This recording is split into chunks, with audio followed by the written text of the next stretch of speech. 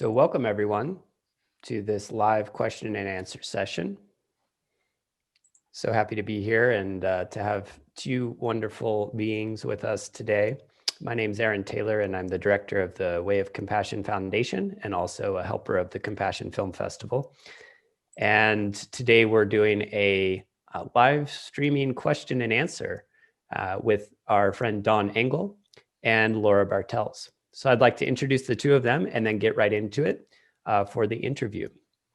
So Laura is the executive director of the Mindful Life program. And in this program, she brings a real personal and professional training to bringing mindfulness to a wide variety of audiences. She teaches how to live with attention and intention and how to live with a meaningful life through these methods. She also has an incredible history bringing forth as a leader in the field of sustainable building. So Laura is going to be our interviewer today. Welcome, Laura. Thank you so much.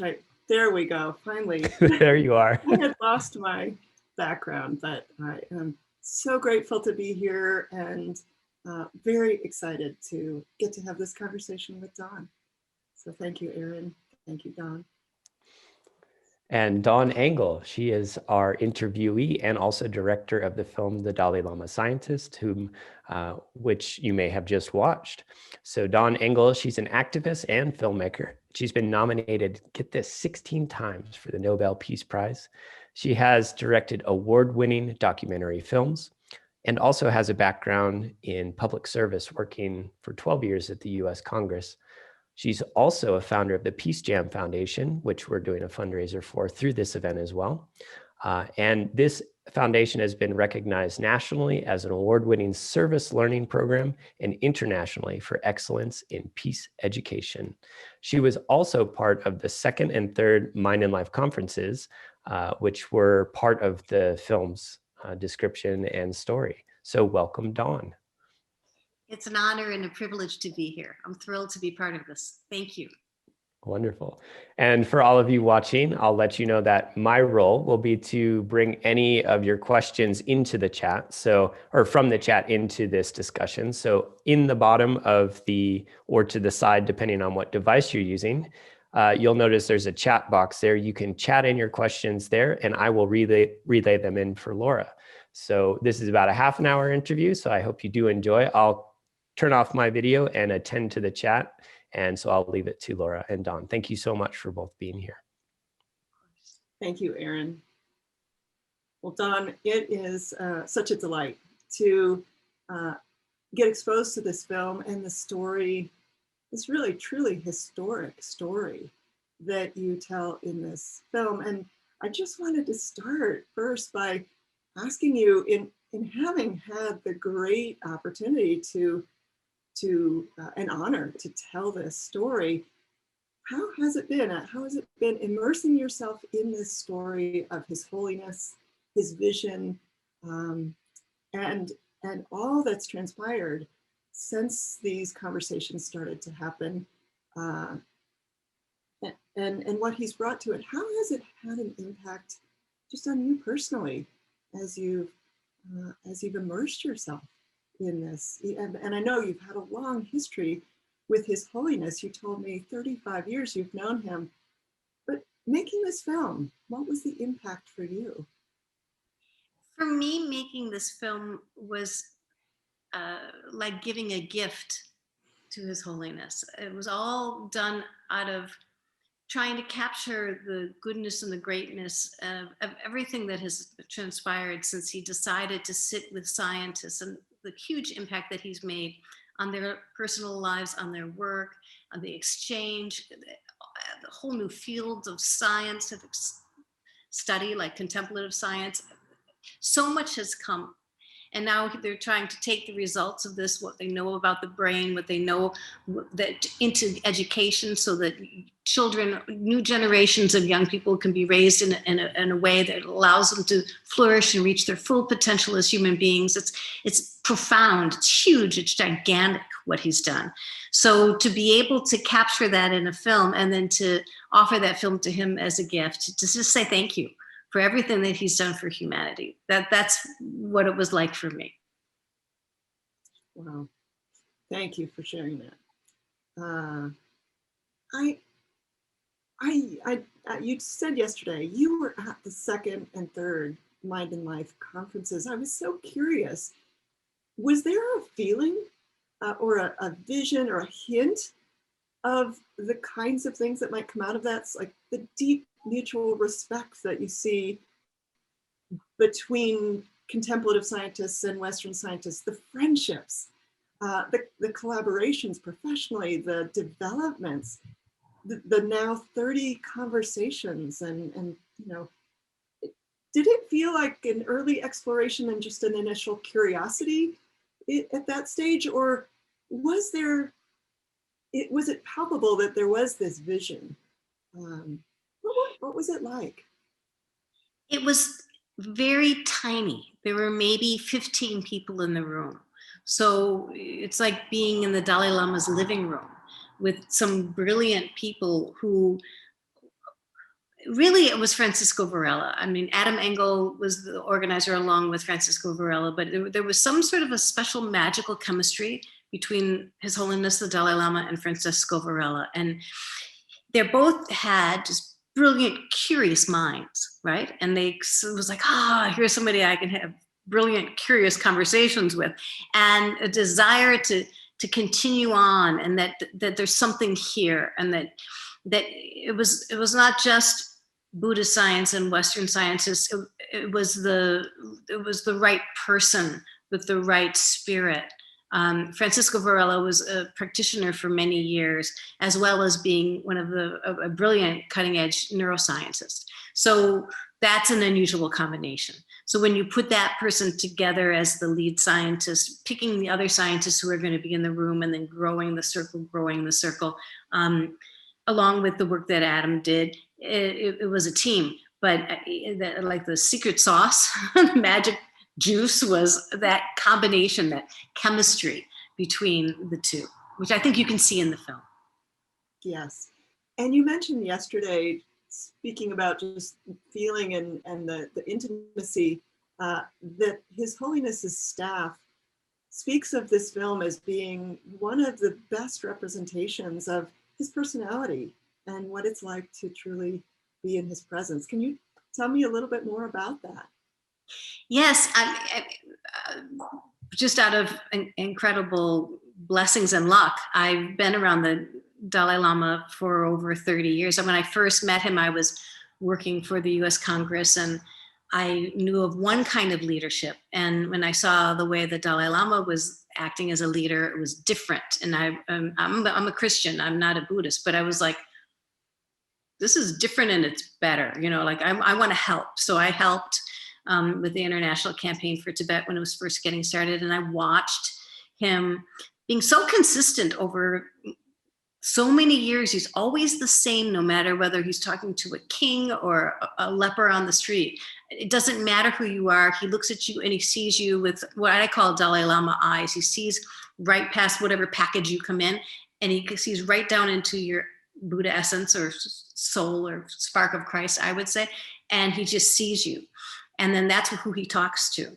And so there are some scientists who were involved in these dialogues who came in with a lot of ego, and that didn't work, right? It was those who were willing to suspend. Part of what the organizers did always is do these conferences in India. I don't know if you've ever been to Dharamsala, but it's, you get to Delhi and that's far enough, and then you go all the way up. You used to have to take an overnight train and drive up this, and you're falling off the side of the mountain. It was like a journey. So to break down those barriers, so that when people came in to the room, they weren't presenting out of ego, they were really presenting from their hearts. And so a lot of work was done to try and make these have the same spirit as the early ones, to sustain that early spirit. And I think they did that really successfully. So yeah, it really is capturing the Dalai Lama, as you said, as he truly is. If you were hanging out with him, this is what it would feel like. And it really captures all 180 degrees of him. And again, having worked with politicians, having worked with other leaders around the world, he's so pure and true. He's always himself the same, no matter who he's with. And it's just a brilliant thing to see. Wonderful. What a gift it must be just to have had the experience that you've had, and then have the honor of being asked to you said yesterday, when you made this film in the series of films that you've been making on Nobel Peace Prize laureates, when this film came up, you asked, what would you like it to be about? And the answer was this story of science. And that struck me because what I am aware of from my perspective in the work that I do and the teaching is the truly historic nature in science of bringing first-person science and third-person science together on equal footing. The contemplative Buddhist science, the recognition, the credibility of that now in the Western scientific world. And what a trajectory is shown in the film from those very early conversations and some of the doubt or the just curiosity from a scientific perspective to in the film, that comment in that 2003 MIT conference that scientists and Buddhists would now stand shoulder to shoulder in this research. I mean, I don't think, I'm curious if you, as you made this film, could come up with another example throughout history of such a collaboration that is so historic. Is there anything comparable? You hit the nail on the head. I mean, you're 100% correct. I know of nothing else that's like this. And really, truly, in the early days, the scientists did not want to come. They did not want to come because if they went to India and sat with the Dalai Lama, it would be seen that they were flaky. It would be seen that they weren't serious, right? And so there was a real taboo on working with a religious figure of any religion. And it was hard to get the top scientists to come. By the time of the MIT conference, as you've seen in the film, then everyone wanted to do this, and everyone wanted to spend a week with the Dalai Lama in his living room, right? And to have this experience. And the conferences got much bigger, and but it went mainstream. But there was a lot of work that was done for a lot of years by a small group of people who really believed, and they should receive all of the credit. Mm-hmm. And really the credit also comes to His Holiness for his curiosity as a child and carrying that forward into the role that he evolved, that his life has evolved into on a world stage, and then to leverage that for the benefit of humanity. I mean, what an incredible story! It really. It just strikes me and brings tears almost, to think of that path and that journey, and also the potential going forward. You speak about how for scientists early on it was almost taboo, and I do remember hearing more than one, but I think particularly Richard Davidson speak about when he talked about bringing, studying meditation and bringing some of this into his work, he was told, it'll ruin your career. It really will. Yes. But, I wanted to come to that moment in the film too, I think it was in 1992, when His Holiness really sort of sternly challenges Richard Davidson to use the tools of neuroscience, not to study what you've been studying. Hey, let's turn this to study kindness and compassion.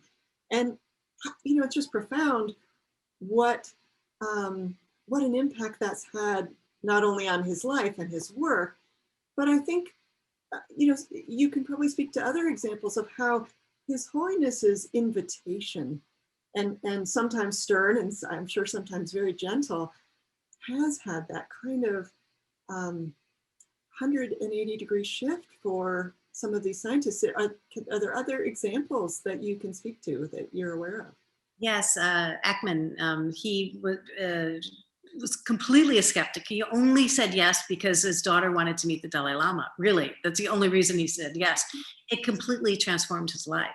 Ever since that initial meeting with the Dalai Lama, all of his research has gone in a different direction, and they created the whole map of the mind together and everything. Now his daughter has taken over the work, and it's intergenerational.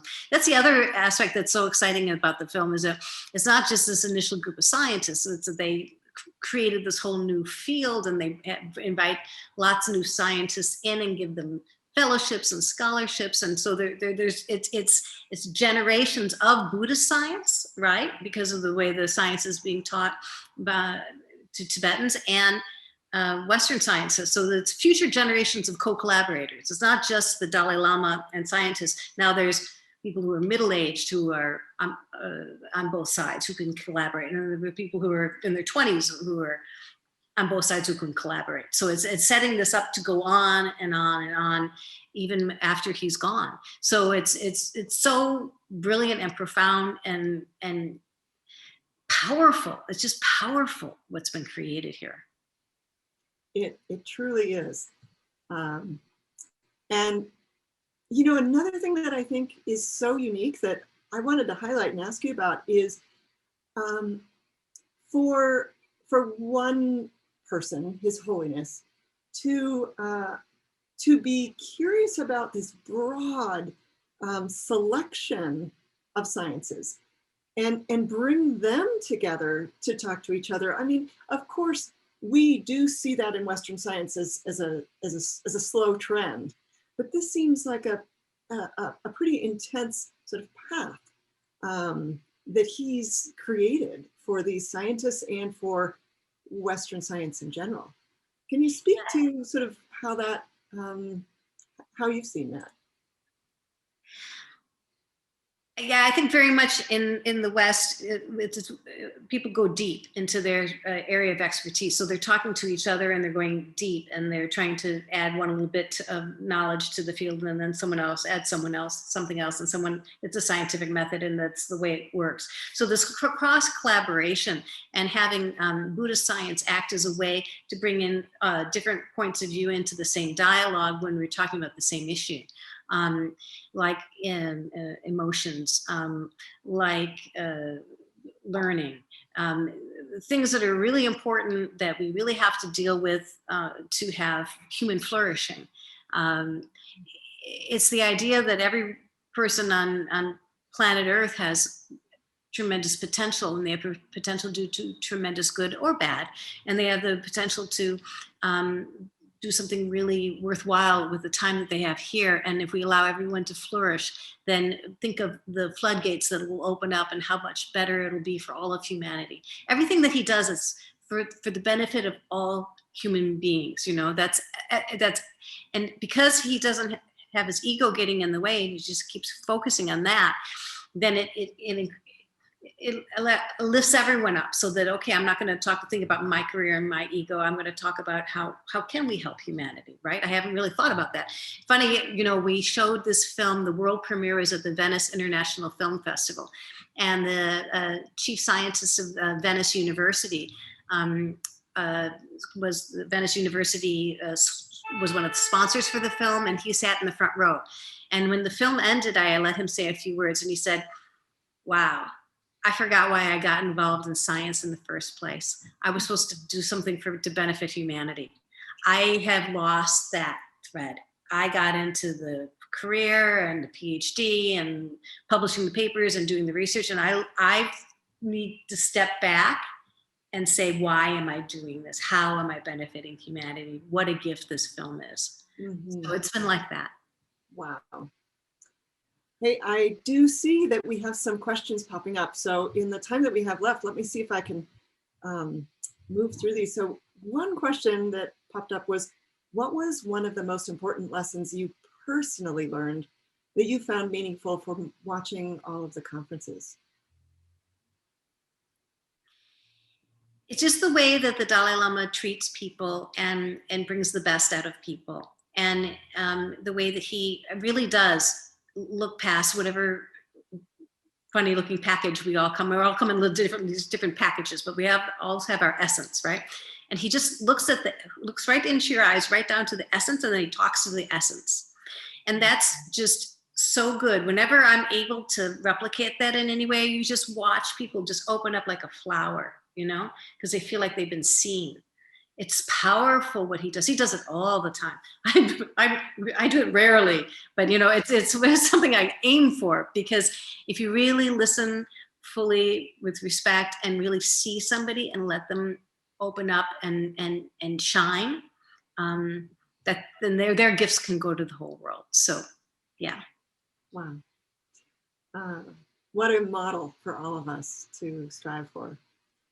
So another question I have here is, for those of us who can't really begin to comprehend the science presented here, where can we explore this more? Well, I know that there's going to be a workshop after this interview. And so if you want, and it was done on purpose. I think initially they were just going to show the film as part of the Compassion Film Festival. And then they thought, there's some big, complicated, scientific things here. Whoa, we need to do this one on its own, with its own day.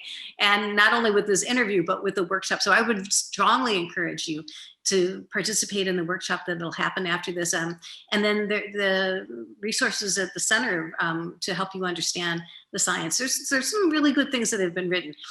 I think that one of the reasons that the film has been so successful is I am not a scientist. I'm an economist by training, and I am not a Buddhist. I'm a Christian, right? So I know nothing.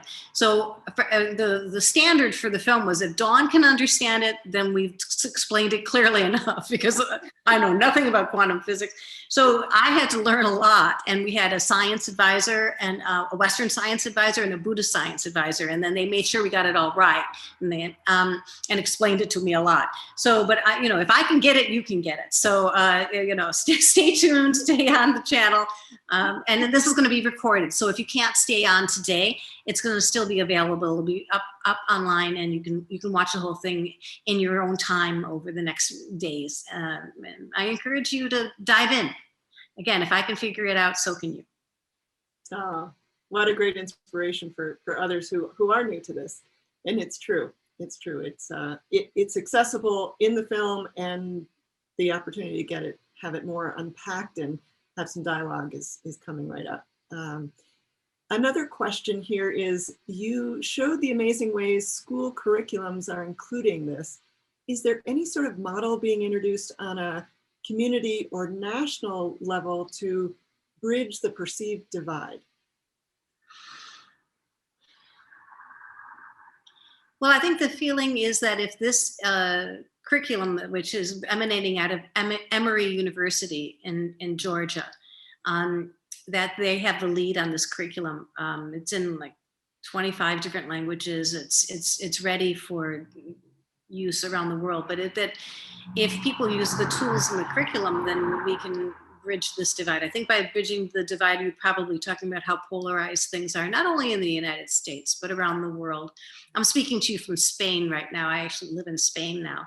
And it's not just in the US that things are polarized. And it's not just in the US that people are just, I don't know, like our brains don't work. This lockdown, global pandemic stuff, it's hard. We like to plan. We like certainty. Everything feels like it's up in the air. Things are scary. People are afraid. People are sick. People are upset.